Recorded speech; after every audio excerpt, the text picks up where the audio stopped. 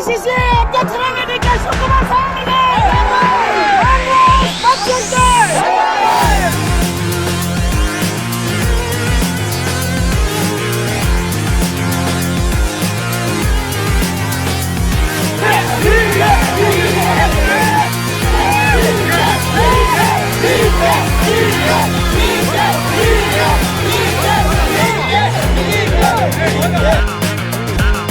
ಡ್ರೈವರ್ಗಳಿಗೆಲ್ಲ 5,000 ಬಂತ, ಬೀದಿ ವ್ಯಾಪಾರಿಗಳೆಲ್ಲ ಕೊಡ್ತೀನಿ ಅಂತ ಹೇಳೋದು ಬಂತ ಇಲ್ವಾ?